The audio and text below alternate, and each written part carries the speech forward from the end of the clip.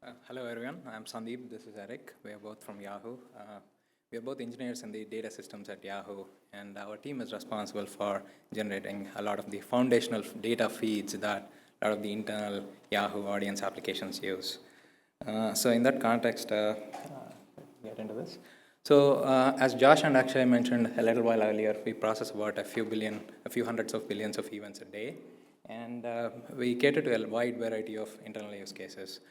Top examples are targeting, personalization, and so on. And what this translates to is about several thousand internal users of this data and several hundred big and small products within Yahoo that actually leverage this. So our focus mainly is to cater to all these needs while keeping three things in mind. Basically, it's a speed at which your data is available, the quality of the data, and the completeness of the data. So in this context, what we have learned is people are very particular about how they want to consume their data. They have a peculiar way, they are familiar with SQL, they want to use it, or they want to use streaming, and so on. And what we are interested in is we want to make sure we give the right level of access to the right user. We not only want to match the user with their needs, but we also want to make sure that the data set that they have access to also matches their skill level. So in this context, we want to make sure that our data ecosystem, the system here, caters to all of these needs. And so this is broadly what our system looks like, an overview. On the left, you see that we have our proprietary instrumentation SDKs that are generating all these billions of events. And we have a collection frameworks that collects them and buffers them. And then at that point, we have a fork.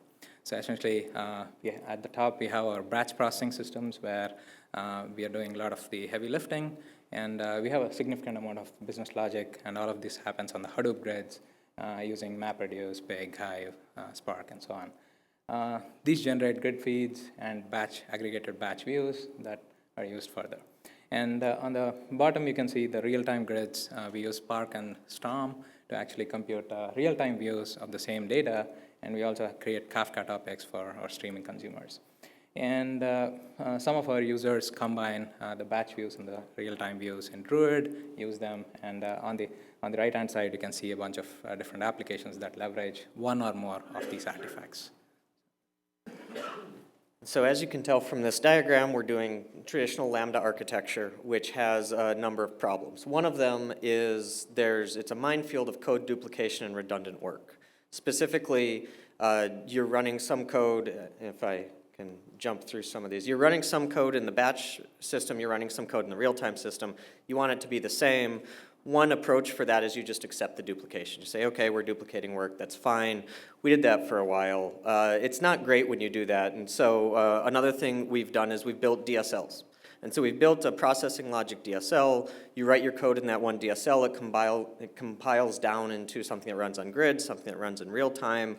And now, okay, you're only managing one source of code, but still there are some issues around that. And really what we want to do and what we're pushing for as we go in the future is what's kind of referred to as the Kappa architecture in response to the Lambda architecture, which is push as much of the processing into the real-time stream as possible. Do it all in the real-time stream as much as you can, push that into grid, and have just one flow through so that you only have one source for things. But then even with this, we have these disparate views. We have grid feeds, batch views, and real-time views. And on the query side, when you actually want to access the data, you have to combine those views as well. And for unifying the views, what we've taken is a number of approaches. One of them, we use Hive for batch queries. We've also set up mini batches so that we can push new data into Hive at about 2-minute latency, which gives pretty decent latencies around Hive. We use something called Druid, which unifies real-time and batch natively, which will get you down to milliseconds of ingestion latency when you're pulling in your data.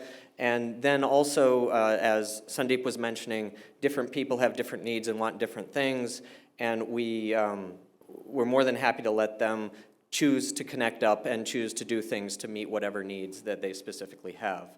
And as we're designing these systems, dealing with real time, and specifically as we're moving into the Kappa architecture, there's a couple of things that we find very important to think about. One, scale. You probably have heard the word scale so much that I don't need to go into it. Another one that's pretty important, though, is no downtime deploys. Once you're giving people the belief that they're getting data immediately, you take a 2-hour downtime on that system, there's a lot of ramifications for your downstream systems.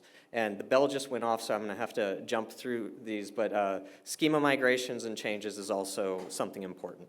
Anyway, thank you.